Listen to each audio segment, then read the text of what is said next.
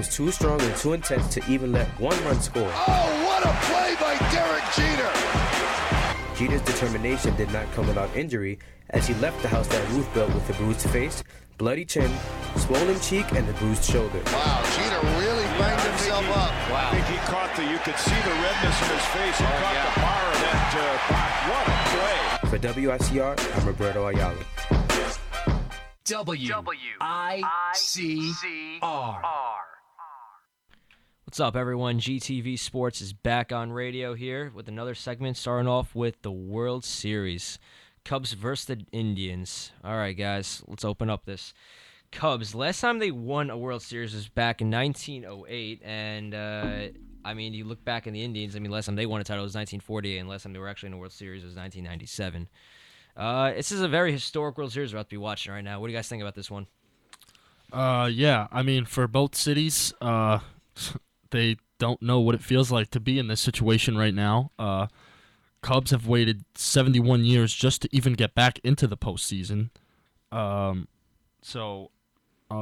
far as all this goes now, I think that we need to look at in this game how first of all, Chicago hasn't given their Game 1 starter. Cleveland will be going with Kluber in Game 1, who has a 0.98 ERA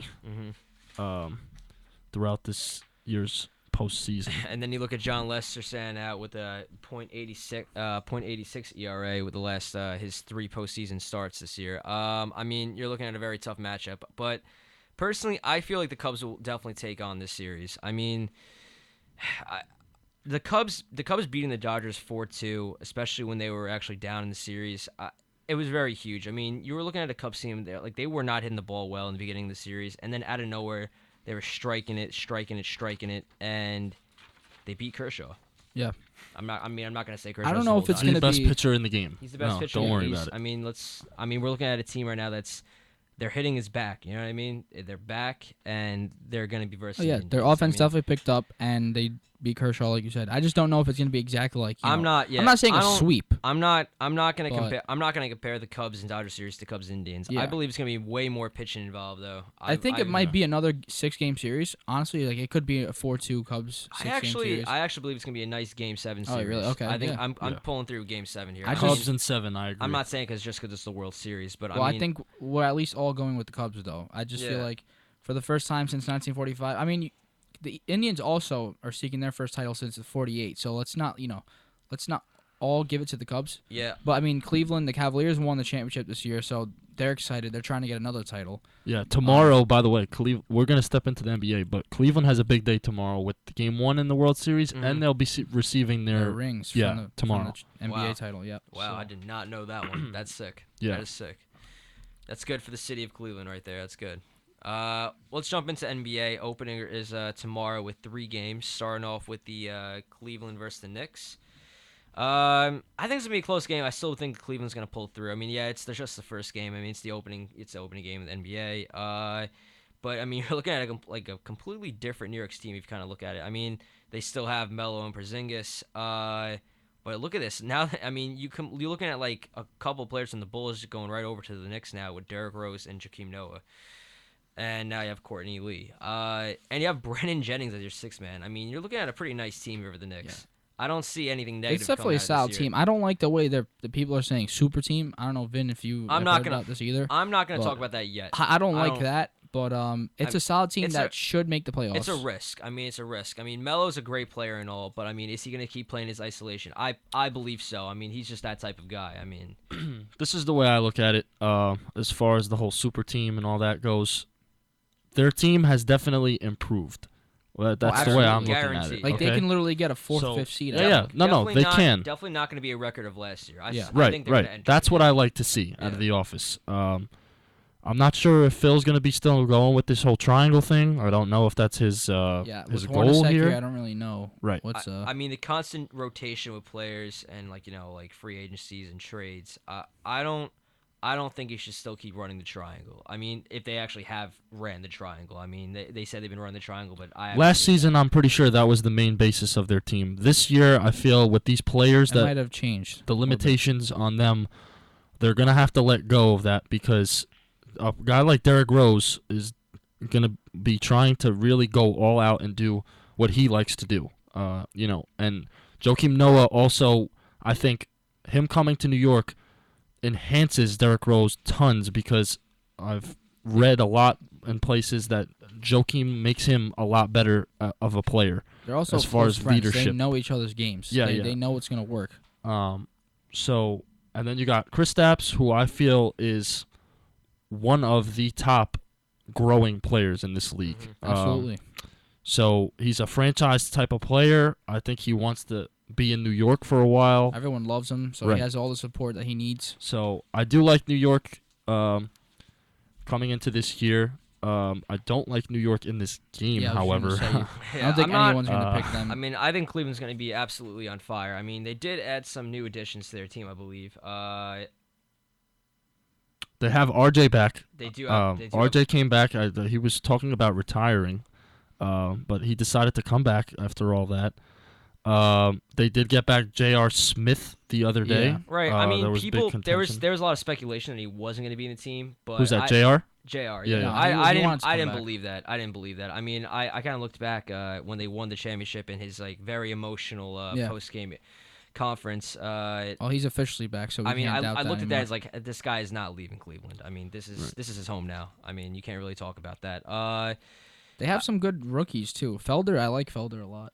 Yeah, I'm Felder's looking at, actually I'm looking at out this team tomorrow. And, like, Yeah, concussion. it's just like you look at this team like this is a really nice team, and like the name LeBron James. I mean like. It's just like it just completely adds to it it just adds like 2 more stars to the team. Like it's just like it's A just lot of people say he's winning MVP this year, so it's possible. I mean, see. I don't see why not. Well, yeah. I don't really want to get into that, but Diving sort of into the Yeah. next game, because there is 3 games on the slate tomorrow. Another game that'll be opening up tomorrow's schedule is the Trailblazers will be taking on the Jazz. Portland, Utah. Blazers. We're taking it. So I also seen yesterday that Damian Lillard is Yeah. trying to go for the MVP Yeah, this he's year. getting a lot of consideration from a lot of It's gonna be tough. I mean, analysts, as Yeah. what people would say.